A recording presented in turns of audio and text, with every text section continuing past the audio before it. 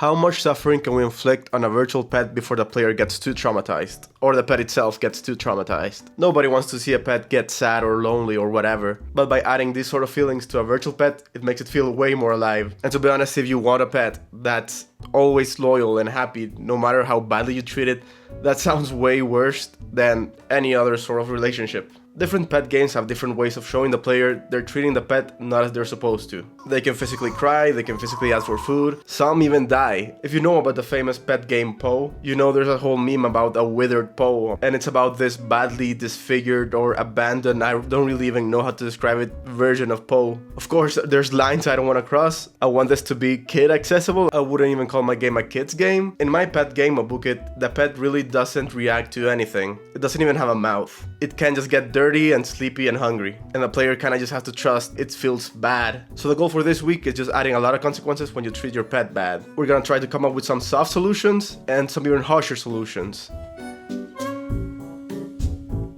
First thing I had to do was to give the pet a mouth. Originally I didn't give it one because I thought it would look more cute this way, but it is really limiting. The problem of adding a simple mouth is that the way I manage the screen colors for the pet, because it's supposed to be a robot with a screen, is very stupid. See, the player can buy any color for the screen, and this could be very simple if I made it grayscale and then I just changed the color in the game engine. However, I really didn't like how it turned out. I thought changing the hue in Godot was gonna work the same as it works in Photoshop, for example, where it kinda colorizes it, but it doesn't work this way in Godot, and I really don't know how to make it work. So I just chose a handful of colors and just basically repainted each part of the screen pink, red, blue, and everything else. This means that for each new eye type that I want to make, I have to recolor them these colors specifically so it works. This is one of the biggest tech debts I have in this game, and sadly it has made me add less things to the screen. But now it is absolutely necessary to add a mouth. It's obvious the benefits that having a mouth has. Besides having a place where you can actually put your food in, the pet can express happiness, sadness, or normalness. I was planning on adding eyebrows to make it extra emotional, but after painting all of the mouths, I decided I really didn't want to do that for the eyebrows as well. So the mouths are enough. If making your pet happy and smile not a good enough reward for you, I also added daily rewards for you visiting and taking care of your pet.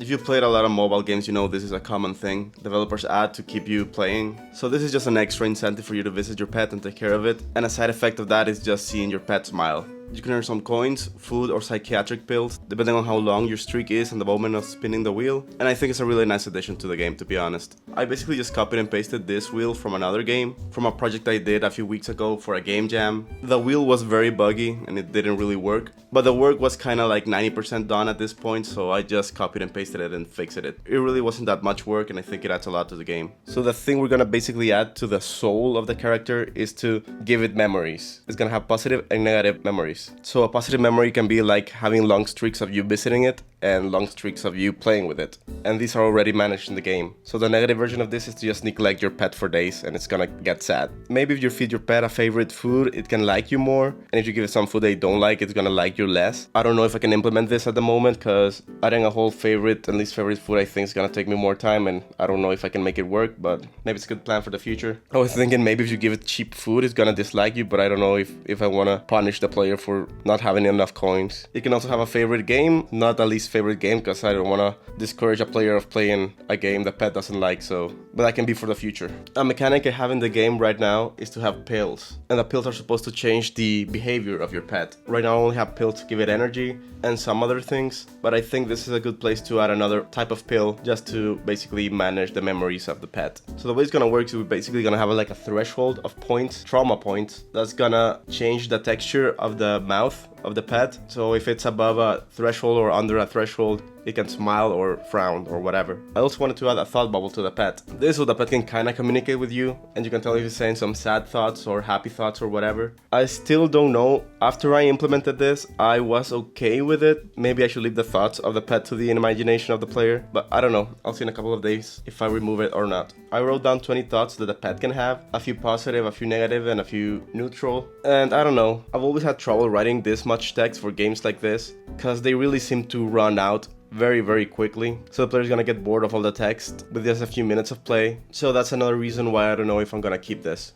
Still, the pet only really communicates with you every few hours, so I think it's still gonna be rare. But I think after, let's say, 2 weeks of daily play, like if you play once a day for 5 minutes, you basically run out of every single dialogue option. So I don't know, maybe I should just take the next few hours to just fill up this Excel spreadsheet, which contains every single dialogue and text in the game in both English and Spanish. I'm gonna add 3 pills to the game, one that adds a fake positive memory, one that basically removes all the memory from the pet, and one that just eliminates the negative ones. I give a 7-day time limit to 2 of these pills to make it feel more like drugs, and it gives a bit more challenge to the player. Also, by the way, this game is rated for teens for the Android store, and this is because in the questionnaire I answered that the game includes fantasy drugs, and I thought this counted, but I don't really think so now. I have a pill called Happy Pill, so maybe that's suggestive, but I don't really think that a kid that's less than 13 years old is gonna just be inspired to buy drugs of this game, so I don't know. I don't know if I should take the questionnaire again, but whatever. Because this game is technically rated for teens, it got me thinking, how far can I really go to show neglect to this pet? I really don't think the pet should be able to die.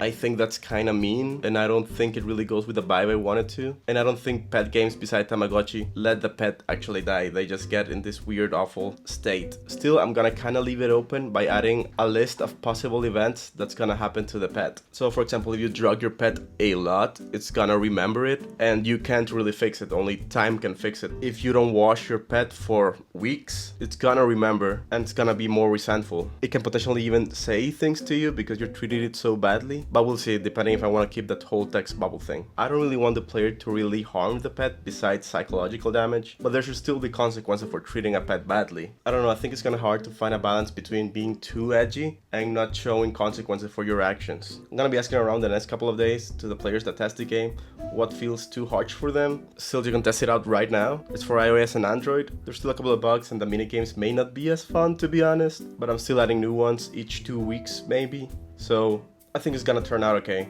If you have any suggestions for the game or anything, I always read the comments, and I've implemented a lot of suggestions that they gave me, so this can be like a fun group project or whatever. Thank you so much for watching, and I hope to see you soon. Bye!